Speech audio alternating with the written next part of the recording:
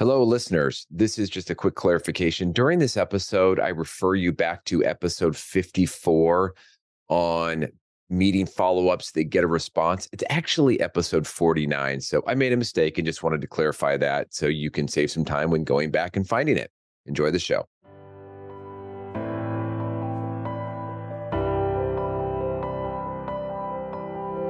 Welcome to the High Tech Freedom Podcast. This is a podcast where we bring successful tech sales professionals, thought leaders, and entrepreneurs to share best practices, insights, and lessons learned with other tech sales professionals.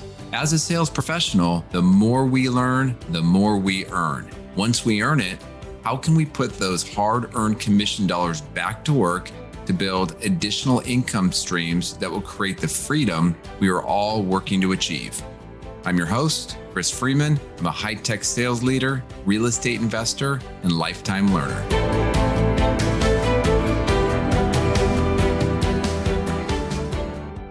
Welcome back, high-tech freedom listeners. I hope you're having a great 2023. So today I wanted to take a moment and talk about a sales hack that may improve the response and engagement that you get from your contacts when following up from a meeting. So go back to episode 54. I talked about writing the perfect meeting follow-up email. And if you missed it, I think it would be helpful to go listen to that episode first. It's short, and then come back to this one, because this is really just maybe an additional tweak or hack to that. So what is the goal of the follow-up email? I believe it's engagement, right? Keeping the engagement, continuing the positioning, continuing the education, always be finding ways to create value to stay engaged and continue the sales cycle forward. So one thing that I've noticed in most meetings that we do nowadays, there's multiple attendees, and you might have everybody from an executive, a middle manager, an engineer, maybe even a line of business owner. Nowadays, in the virtual world, when we go do a Zoom meeting, WebEx, or Teams, whatever you're using, there might even be more people in the meeting just because it's convenient and it's easy. And if you notice that sometimes you'll get those people in the meeting that say nothing, but they're there. So think about it. How many times have you sent your meeting follow-up and only one person responded? Now, it's usually the manager, maybe the higher ranked person, or it might be the person that set up the meeting, maybe the sponsor of the meeting. It might be different for you, but just stick with me on this. So when you follow my process outlined in episode 54, you will usually get a response from the customer. I'm pretty confident on that. I know I have, and I've seen my teams over the years be successful with it. But what frustrates me more than, I guess what frustrates me is that the people on the email chain, they're not involved in the response. They're just there. And I think it's easier when you're copied on an email or there's multiple people on the email. I think it's human nature. It's just easier to let someone else own the response. It's less work. I don't know about you, but when I get an email that I'm CC'd on, hey man, that's an invitation to just ignore it. I've got plenty of emails to go focus on, and it wasn't directed to me. So here's the hack. Try sending your meeting follow-up to everyone that was in the meeting. Send a direct follow-up email to them using the same template format that was in episode 54. Now, there's something about, think about it, there's something about receiving an email directly that encourages a response. You're contacting them, so maybe there's a little bit of this obligation to respond. You might even add an opening line that is more directed towards that person, right? Something more personal. For example, maybe that one person, there was some personal topic discussed during the meeting, like a sports team or maybe a vacation or kids in school, whatever it might be.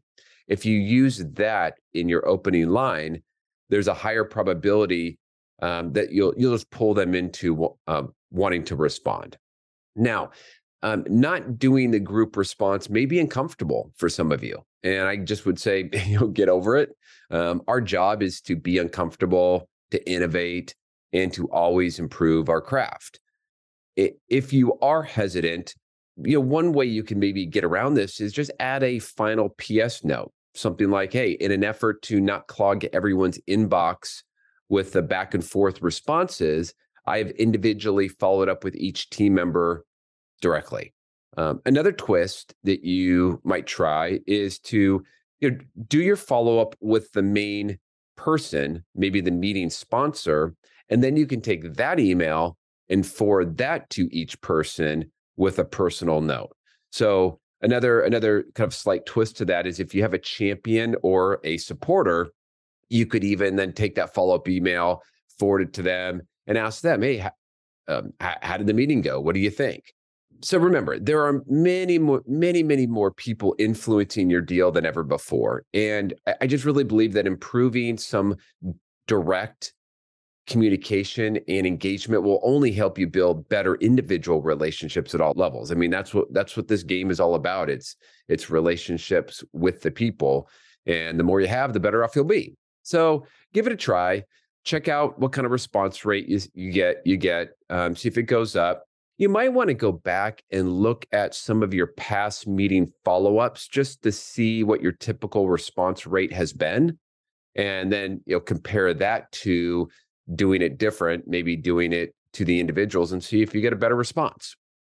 Look, if you have some success with this, or maybe you're doing some other variation of it, please drop me a note and let me know. I don't have all the answers, but my goal is to source and share best practices and innovative ideas from all of my conversations with my audience, my interviews, and my network. And that includes you.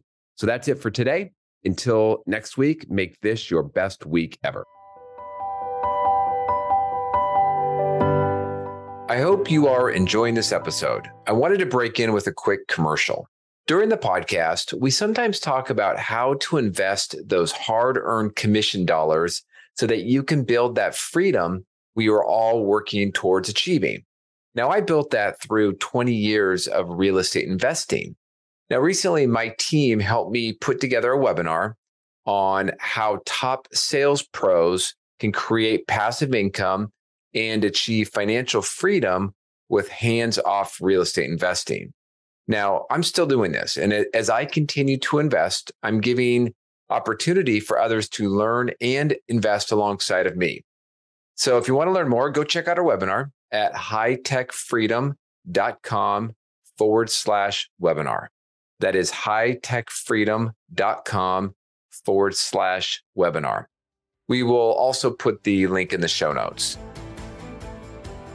Thanks again for joining us today. To get more sales and real estate tips, you can subscribe to our newsletter at hightechfreedom.com. You can also join our private Facebook and LinkedIn group that is exclusively for sales professionals.